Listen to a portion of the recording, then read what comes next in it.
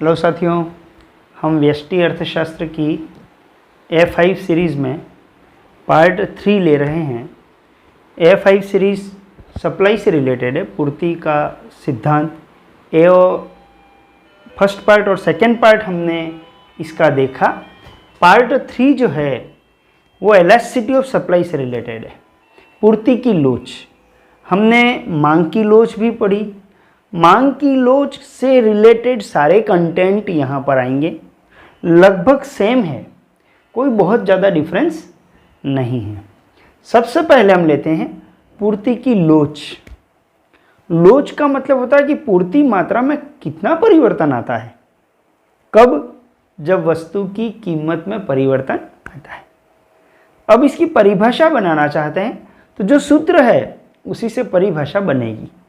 वस्तु की कीमत में आनुपातिक परिवर्तन होने से उसकी पूर्ति मात्रा में जो आनुपातिक परिवर्तन होता है उसी का माप पूर्ति की लोच है। रिस्पॉन्सिवनेस की डिग्री को शो करता है। प्रतिक्रियात्मकता का माप है कि वस्तु की कीमत में यदि परिवर्तन होता है तो उसकी जो पूर्ति है वो कैसी प्रतिक्रिया करती है, कैसा रिस्पॉन्ड करती है, रिस्पॉन्सिवनेस कितनी है सप्लाई की प्राइस पर, यही माप पूर्ति की लोच करती है। इसका जो फार्मूला है पूर्ति ES से लिखते हैं। जैसे मांग की लोच को, मांग की कीमत लोच को ED या EP लिखते हैं, पूर्ति की लोच को हमने थोड़ा डिफरेंट रखने के लिए ES लिखा है, इलास्टिसिटी ऑफ सप्लाई। फार्मूला है पूर्ति मात्रा में आनुपातिक परिवर्तन बटा वस्तु की कीमत में आनुपातिक परिवर्तन। मांग की लोच में क्या था? मांग मात्रा में आनुपातिक परिवर्तन। सेम है, सेम थिंग। फार्मूला देखें अपन, आनुपातिक कैसे निकलता है, क्या बताया था मैंने?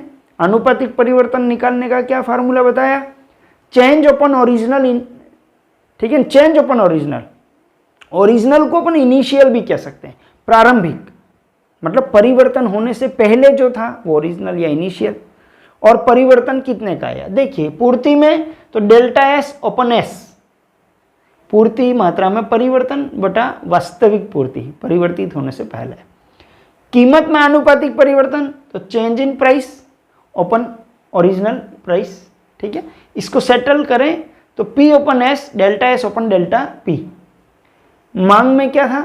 P बटा Q, यहाँ Q लिखा था, आप यहाँ भी Q लिख सकते हैं। ये तो थोड़ा उससे अलग रखने के लिए हमने S लिखा है, यहाँ Q भी लिखा जा सकता है। फार्मूला वही है, जो मांग की कीमत लोच का फार्मूला था वही फार्मूला यहाँ भी है। ध्यान ये रखना है कि मांग की कीमत लोच ऋणात्मक होती है, हम माइनस का साइन लगाते हैं। और क्यों ऋणात्मक होती है? क्योंकि कीमत और मांग में विपरीत संबंध होता है। और पूर्ति की लोच धनात्मक होती है क्योंकि वस्तु की कीमत और पूर्ति मात्रा में सीधा संबंध होता है। अब पूर्ति का नियम और पूर्ति की लोच में क्या अंतर है बताइए, क्या अंतर है? तो जो मांग के नियम और मांग की लोच में, वही पूर्ति का नियम और पूर्ति का लोच। पूर्ति का नियम क्या बताता है? अन्य बातें स्थिर रहें तो कीमत और पूर्ति में सीधा संबंध होता है, मतलब कीमत बढ़ेगी तो पूर्ति बढ़ेगी। लेकिन कीमत बढ़ने पर पूर्ति कितनी बढ़ेगी ये तो नहीं बताया ना, ये पूर्ति की लोच बताती है। पूर्ति की लोच ये बताती है कि यदि वस्तु की कीमत में 10% परिवर्तन आया है तो उसकी पूर्ति में कितना परिवर्तन आएगा। तो पूर्ति का नियम गुणात्मक कथन है, गुणात्मक धारणा है, qualitative concept, law of supplies qualitative concept. और पूर्ति की लोच जो है वो मात्रात्मक या परिमाणात्मक धारणा है, quantitative concept. Elasticity of supply is a quantitative concept. ये इन दोनों में डिफरेंस है। अब हम बात करते हैं पूर्ति की लोच की श्रेणियां। जैसे मांग की कीमत लोच की हमने 5 श्रेणियां देखी ना, सेम यही 5 श्रेणियां पूर्ति की लोच की भी हैं। पूर्ण लोचदार, अधिक लोचदार, इकाई लोचदार, कम लोचदार, शून्य लोचदार। एक एक को लेते हैं। पूर्ण लोचदार पूर्ति ES इक्वल टू इनफाइनिट। पूर्ण लोचदार को हम और क्या नाम दे सकते हैं? अनंत लोचदार। इसकी वैल्यू ही इनफाइनिट, अनंत होती है। डायग्राम से भी दिख रहा है, इसी से डेफिनेशन बन जाएगी कि वस्तु की कीमत में कोई परिवर्तन नहीं होने पर भी पूर्ति मात्रा में असीमित परिवर्तन या अनंत परिवर्तन हो जाता है तो इसे पूर्ण लोचदार पूर्ति कहते हैं। और ऐसी स्थिति में पूर्ति की लोच अनंत होती है और पूर्ति वक्र एक्स अक्ष के समानांतर या क्षैतिज पैरेलल टू एक्स एक्सिस और हॉरिजॉन्टल होता है। ठीक, यस। दूसरा, अधिक लोचदार पूर्ति, नाम से ही क्लियर है, अधिक लोचदार अर्थात लोच ज्यादा है तो ES ग्रेटर देन 1 और यहीं से परिभाषा भी बनेगी। अधिक लोचदार का मतलब हो गया कीमत में आनुपातिक परिवर्तन की तुलना में पूर्ति में अधिक आनुपातिक परिवर्तन होता है। कीमत 10% बदल रही है और पूर्ति 10 से ज़्यादा, हमने लिखा 15%, कीमत में 10%, पूर्ति में 15, अधिक लोचदार। अब इस कर्व को थोड़ा सा स्लोप दे रहे हैं हम, ठीक है ना, थोड़ा सा स्लोप दिया, ज़्यादा नहीं देना। और यहाँ कीमत थोड़ी सी चेंज हो रही है, मात्रा ज़्यादा चेंज हो रही है, ये अधिक लोचदार हुआ। ये ढाल इसका धनात्मक चलेगा, है ना, मांग का वक्र है वो इस पोजीशन से ऐसे ऋणात्मक में उठा था, पूर्ति वक्र धनात्मक ढाल होता है, इस पोजीशन से पॉजिटिव स्लोप में उठेगा। यस। अब यहाँ इकाई लोचदार नाम से क्लियर है, जब कीमत में और पूर्ति मात्रा में समान आनुपातिक में परिवर्तन हो, अर्थात कीमत में 10% परिवर्तन होने पर पूर्ति में भी 10% परिवर्तन हो तो इसे हम इकाई लोचदार पूर्ति कहते हैं। और ऐसी स्थिति में पूर्ति वक्र का ढाल कितने डिग्री पे, एंगल कर्व कितने डिग्री पे, 45 डिग्री, वो तो मांग में भी यही था। 45 डिग्री का एंगल अगर बनता है तो इकाई लोचदार होता है। यहाँ पर दोनों में लगभग इक्वल चेंज दिख रहा है, 10-10% हमने चेंज बताया, इकाई के बराबर इसकी लोच है। चौथा है कम लोचदार या बेलोचदार, इन इलास्टिक या लेस इलास्टिक सप्लाई। कम लोचदार ES लेस देन 1, कम लोचदार मतलब पूर्ति में परिवर्तन कम हो रहा है ना। परिभाषा क्या बनाएंगे, कीमत में आनुपातिक परिवर्तन की तुलना में पूर्ति में कम आनुपातिक परिवर्तन होता है तो इसे कम लोचदार पूर्ति बोलते हैं, है ना। उदाहरण क्या होगा, कीमत 10% बदले और सप्लाई 5% बदले तो ये कहलाएगी कम लोचदार या बेलोचदार पूर्ति, लेस देन 1। इसका ढाल और बढ़ गया, देखिए आप ढाल बढ़ता जा रहा है ना, इसका ढाल थोड़ा और बढ़ गया, सप्लाई में चेंज कम है जबकि प्राइस में चेंज ज़्यादा है। अब हम लेते हैं पूर्ण बेलोचदार या शून्य लोचदार, परफेक्टली इनइलास्टिक सप्लाई और जीरो इलास्टिसिटी सप्लाई। शून्य लोचदार पूर्ति, ES इक्वल टू 0 रहेगा, पूर्ति वक्र लंबवत, है ना, वर्टिकल हो जाता है। क्या बता रहा है, प्राइस कितनी भी चेंज हो, क्वांटिटी सप्लाइड जो है वो कांस्टेंट रहती है, पूर्ति मात्रा स्थिर रहती है। और अब इन पांचों को एक ही डायग्राम में हमने ऐसे शो कर दिया, ये क्षैतिज है, अनंत लोचदार, थोड़ा सा अपनी जगह से हटा, थोड़ा स्लोप आया ग्रेटर देन 1, और ज़्यादा 45 डिग्री पे आया इक्वल टू 1, और स्लोप आया लेस देन 1, और बिल्कुल स्लोप है ही नहीं। आप देखिए ये पूर्ण मतलब यहाँ पर वर्टिकल कंडीशन आ गई तो ये 0, फर्स्ट लास्ट और बीच वाली पोजीशन ध्यान रखें, है ना। ये तो मांग में भी सेम था, क्षैतिज में अनंत, लंबवत में 0 और बीचों बीच 45 पे 1। अब 1 से इधर अनंत की तरफ जाओगे, 1 से अनंत की तरफ जाओगे तो ग्रेटर देन 1, और 1 से 0 की तरफ जाओगे तो लेस देन 1। एक बात और भी, हम ये फार्मूला भी इसमें ध्यान रख सकते हैं मांग और पूर्ति दोनों में, कि लोच जो है वो व्युत्क्रमानुपाती होती है ढाल के, ठीक है ना, इन्वर्सली प्रोपोर्शनेट, ढाल बढ़ता जाएगा लोच कम होती जाएगी। ध्यान रखें, मांग वक्र में भी और पूर्ति वक्र में भी लोच और ढाल इन दोनों में इन्वर्स रिलेशन है, इन्वर्सली प्रोपोर्शनेट, ठीक है। स्लोप बढ़ेगा, इलास्टिसिटी जो है वो इन्वर्सली प्रोपोर्शनेट है 1/, स्लोप, कर्व का स्लोप, दोनों में इन्वर्स रिलेशन है, ये भी हमको ध्यान रखना है। यस, नेक्स्ट हेडिंग है हमारी पूर्ति की लोच को निर्धारित करने वाले कारक। जैसे मांग की लोच को निर्धारित करने वाले भी हमने पढ़े कि मांग की लोच कब कम ज़्यादा होगी, मतलब डिमांड में वेरिएशन कब ज़्यादा और कब कम होगा। इसी तरह हम सप्लाई में देखते हैं कि सप्लाई में वेरिएशन ज़्यादा मतलब पूर्ति अधिक लोचदार, है ना, पूर्ति में लोच अधिक है, सप्लाई में वेरिएशन कम, तो पूर्ति की लोच अधिक या कम होगी। इसको निर्धारित करने वाले कारक कौन कौन से हैं? पहला है वस्तु की प्रकृति, ये हमने मांग में भी पढ़ा था, है ना। तो यहाँ पर वस्तु की प्रकृति, जैसे नाशवान प्रकृति की वस्तु है, कृषि पदार्थ, सब्जियां वगैरह सभी इसमें आते हैं, इसमें प्राइस नहीं देखी जाती है, वस्तुएं नष्ट हो जाती है, इस डर से किसी भी कीमत पर बेचा जाता है, इसलिए नाशवान जो है इनकी सप्लाई लेस देन 1 होगी। ठीक है। अब टिकाऊ वस्तुएं जो हैं इनको स्टोर किया जा सकता है, इसलिए उनकी कीमतें बढ़ेंगी तभी हम ज़्यादा बेचेंगे, इसलिए उनकी इलास्टिसिटी ग्रेटर देन 1 है। मतलब जैसे ही कीमतें बढ़ेंगी सप्लाई बहुत ज़्यादा बढ़ जाएगी, यहाँ कीमतें बढ़ेंगी सप्लाई बहुत ज़्यादा नहीं बढ़ सकती, फिर तो अगली फसल में। यस, समय अवधि दीर्घकाल और अल्पकाल। दीर्घकाल समय की लंबी अवधि है, हमारे पास पर्याप्त समय होता है, नया प्लांट नई मशीनरी डाल सकते हैं तो सप्लाई बहुत ज़्यादा बढ़ सकती है, इसलिए ग्रेटर देन 1। अल्पकाल में समय कम होता है, नया प्लांट नहीं डाला जा सकता है, जो साधन है उन्हीं से उत्पादन करना पड़ता है, भले कीमतें बढ़ जाए, इसलिए अल्पकाल में ES लेस देन 1 होता है। और तीसरा पॉइंट है उत्पादन की तकनीक। यदि नॉर्मल टेक्निक है, साधारण तकनीक है, तो हम उत्पादन फटाफट बढ़ा सकते हैं, ठीक है ना, इसलिए साधारण तकनीकी में ES ग्रेटर देन 1 रहता है। और यदि जटिल तकनीक है, बहुत क्रिटिकल टिपिकल टेक्नोलॉजी है ना, ऐसी स्थिति में हम फटाफट उत्पादन नहीं बढ़ा पाते हैं, तो जटिल तकनीक की स्थिति में ES लेस देन 1 रहता है। ये पूर्ति की लोच को निर्धारित करने वाले कारक हुए। अब हम लेते हैं पूर्ति की लोच को मापने की विधियां। जैसे मांग की लोच को मापने की विधियां भी हमने पढ़ी है, सेम वैसे ही पूर्ति की लोच को कैसे मापा जाए। पहली विधि है प्रतिशत विधि। नाम से ही क्लियर है, हमारा जो फार्मूला था उसमें जो आनुपातिक परिवर्तन लिखा उसकी जगह पर हमको लिखना है प्रतिशत परिवर्तन। और प्रतिशत परिवर्तन कैसे निकलता है? जो आनुपातिक परिवर्तन निकला ना, इंटू 100 करना है, मल्टीप्लाई बाय 100।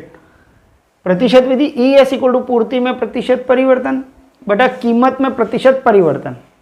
प्रतिशत परिवर्तन निकालना है चेंज ओपन ओरिजिनल इंटू 100, कीमत में प्रतिशत परिवर्तन change open original into 100। Original का मतलब इनिशियल, प्रारंभिक, चेंज होने से पहले। 100 कट गया, इसका सेटलमेंट किया, ये फार्मूला आएगा। तो यही मांग का सूत्र भी यही है, पूर्ति का सूत्र भी यही है।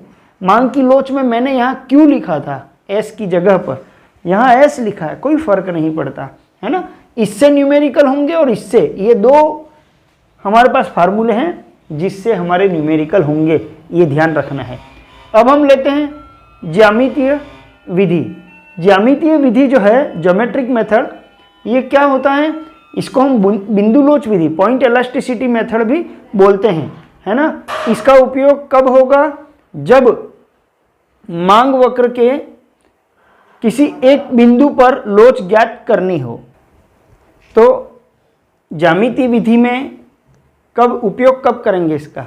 जब पूर्ति वक्र के किसी एक बिंदु पर लोच ज्ञात करनी हो। मांग में भी हमने यही पढ़ा था, बिंदु लोच विधि, जब मांग वक्र के एक बिंदु पर ज्ञात करनी हो। एक बिंदु पर कब ज्ञात करते हैं? जब कीमत में पर्याप्त परिवर्तन नहीं हुआ हो, कीमत में कोई परिवर्तन नहीं हुआ हो, तब हम पूर्ति वक्र के किसी एक बिंदु पर लोच ज्ञात करते हैं। ठीक है। अब यहाँ पर 3 स्थितियाँ दी है, याद करने में तो हम शॉर्ट में याद कर लेंगे, लेकिन वो कैसे हुआ पहले हम ये देखें। जैसे ये पूर्ति वक्र है, 3 पूर्ति वक्र आप देखिए, एक को हमने अधिक लोचदार मतलब y अक्ष पे एंड हो जाएगा ऐसा बनाया है, एक को x अक्ष पर एंड होगा ऐसा बनाया है, और एक को मूल बिंदु पर एंड होगा ऐसा बनाया है। अब यहाँ देखिए, जैसे ये पूर्ति वक्र है ना, अब इसका एंड कहीं हो नहीं रहा है ना। अब ए बिंदु पर लोच ज्ञात करनी है तो एक लंब डालते हैं, ये M पर आया, ये हो गया मूल बिंदु। अब इसको एंड करके हम x अक्ष पर लाएंगे, x अक्ष को ये कहाँ टच करता है, तो डॉट डॉट करते हुए हम पीछे की तरफ गए, देखा हमने यहाँ B बिंदु पर आकर इसने टच किया एक्स अक्ष को यहाँ स्पर्श किया, है ना। अब ये जहां स्पर्श कर रहा है उस बिंदु की M से दूरी ये ऊपर रखना है। ये लिखा हमने BM, ES निकालना है। तो जहां x अक्ष को स्पर्श करेगा पूर्ति वक्र का बिंदु, ये पूर्ति वक्र जो है ना, वहां से इस ये जो लंब डाला है वो दूरी, और नीचे हमने इसके बटा में क्या लिखा है, मूल बिंदु से इस बिंदु की दूरी OM। क्लियर हुआ।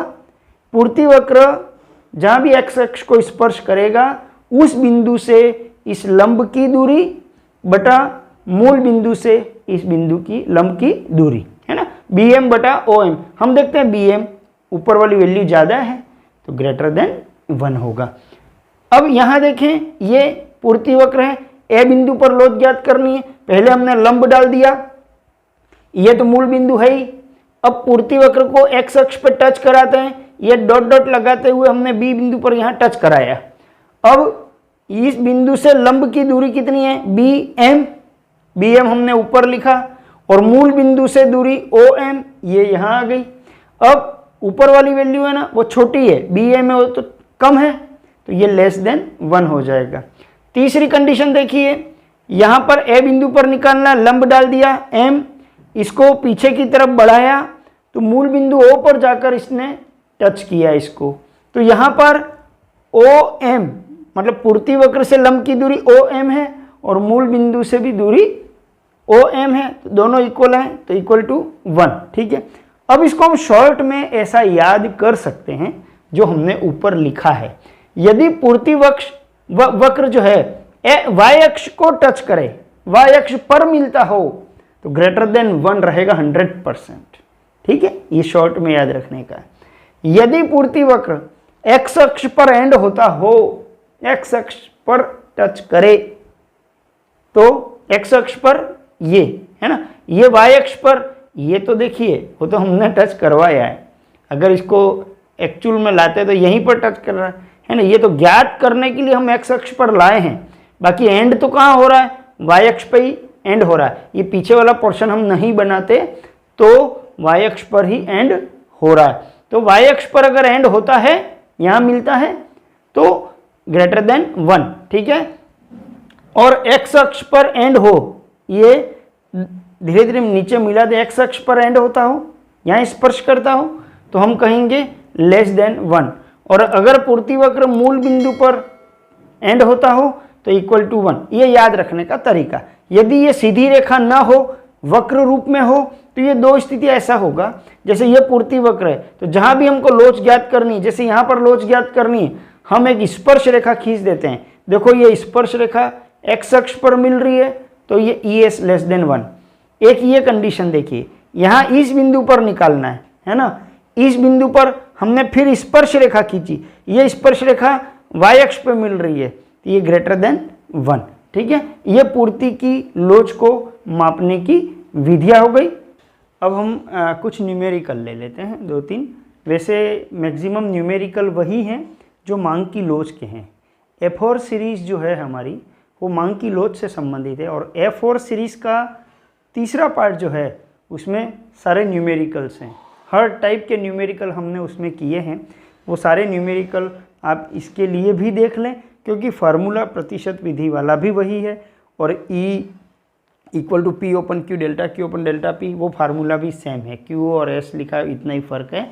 एक एक न्यूमेरिकल हम देख लेते हैं, 2-3 थोड़ा सा रिवाइज कर लेते हैं। वस्तु की कीमत 16 रुपया से बढ़कर 20 रुपया हो जाती है, तो पूर्ति 200 इकाई से बढ़कर 300 इकाई हो जाती है। चारों वैल्यू दे रखे हैं, 2 कीमत 2 मात्राएं, तो अपना कौन सा फार्मूला चलेगा, ES इक्वल टू P बटा S डेल्टा S बटा डेल्टा P। ये ध्यान रखना, वहाँ भी मैंने बताया जब 4 वैल्यू या 3 वैल्यू दे रखे हों तो हमेशा यही फार्मूला आपको यूज़ करना है। हमने एक टेबल बना दिया, PS 16 पे 200, 20 पे 300। अब यहाँ P कितना है 16, S कितना है 200 प्रारंभिक, है ना, ये दोनों हमने ले लिए P और S। डेल्टा P निकालना है 20 माइनस 16, डेल्टा S 300 माइनस 200, ये निकाल लिया। इस फार्मूले में हमने रख दिया, P तो है 16, S है हमारा 200 और डेल्टा S 100 का परिवर्तन आया है। ये बड़े हैं ना, इसलिए प्लस का निशान है, प्लस 100 है और प्लस 4 है, ठीक है। और इनको सॉल्व करने पर ये आता है 2 विच इज़ ग्रेटर देन 1, हम कहेंगे पूर्ति अधिक लोचदार है। तो ये फर्स्ट वैरायटी ये हो गई जिसमें चारों चीज़ें दे रखी हैं। दूसरी वैरायटी लेते हैं। 4 रुपया कीमत होने पर 80 इकाई की पूर्ति की जाती है, तो 5 रुपये पर कितनी पूर्ति होगी। यहाँ पर ES दे रखा है हमको, पूर्ति की लोच है वो 2 है।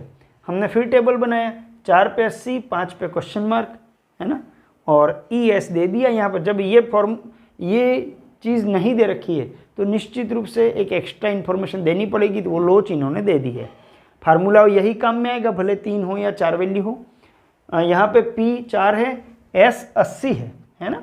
डेल्टा P कितना है, 1 प्लस 1 है क्योंकि बड़ा है। डेल्टा S तो नहीं निकाल सकते हैं क्योंकि यहाँ क्वेश्चन मार्क है। और ES हमको 2 दे रखा है, ES की जगह 2 रख दिया। PS और डेल्टा P की वैल्यू डेल्टा S निकालना है, इनको क्रॉस मल्टीप्लाई कर दें। 4 80 कटा 20, 20 से 2 का गुणा किया 40, डेल्टा S आ गया 40, है ना। मतलब पूर्ति में परिवर्तन 40 का। तो नई पूर्ति मात्रा कितनी होगी, तो नई के लिए तो मांग में भी मैंने बताया Q plus delta Q, P plus delta P। तो नई मात्रा निकालनी है तो S plus delta S। S initial प्रारंभिक पूर्ति 80, तो 80 प्लस 40 120 इकाई की पूर्ति होगी।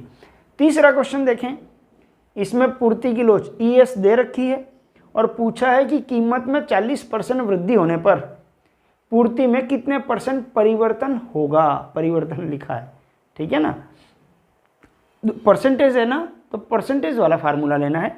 ES इक्वल टू पूर्ति में प्रतिशत परिवर्तन, कीमत में प्रतिशत परिवर्तन। ये वाला नहीं लेना है, हमारे लिए ये इजी रहेगा। ES 1.5 पूर्ति में प्रतिशत परिवर्तन निकालना है और कीमत में 40%, तो ओनली 40 ही लिखना है। अब 40 का यहाँ क्रॉस मल्टीप्लाई करेंगे, ये होगा 60। पूर्ति में प्रतिशत परिवर्तन इक्वल टू 60%। 60% क्या हुआ, कमी की वृद्धि। आंसर काई में आया है, प्लस में, तो हम कहेंगे 60% वृद्धि हुई है। एक बात और ध्यान रखें कि मांग की लोच के जो न्यूमेरिकल है वहाँ पर कुल व्यय निकालते थे हम। TE total expenditure equal to price into quantity demanded, है ना, कीमत इंटू जो मात्रा खरीदी गई, P इंटू Q। यहाँ पर कुल व्यय की जगह कुल आय होगी। देखो उपभोक्ता है ना, उसका व्यय होता है, और उत्पादक या सेलर जो है विक्रेता, उसकी आय होती है ना। तो यहाँ कुल आगम है, एक ये फार्मूला ध्यान रखें। कुल आगम कभी न्यूमेरिकल में दे मान लो, तो कुल आगम कैसे निकलेगा, कीमत इंटू पूर्ति मात्रा, किस कीमत पर कितनी मात्रा बेची, P इंटू Q, है ना। ये करने से कुल आगम प्राप्त होगा। ये क्यों बताया, कभी कुल आगम दे देते हैं और कीमत या मात्रा हमको निकालनी पड़ती है। तो यदि P हमको निकालना हो तो TR बटा Q, Q अगर हमको निकालना TR बटा P। ये हमको ध्यान रखना है, कभी भी लोच वाले जो न्यूमेरिकल है उसमें कुल आगम दे दे तो हमको मात्रा या कीमत हमको निकालनी है, उसके बाद फिर ये वाला फार्मूला उसमें उपयोग में आएगा। इस प्रकार से ये कुछ न्यूमेरिकल्स इससे जुड़े हुए थे, और भी आप आगे और प्रैक्टिस करें। और इस लोच वाला ये जो हमारा तीसरा वीडियो है A5 सीरीज़ का, इसको हम यहीं एंड करते हैं। धन्यवाद।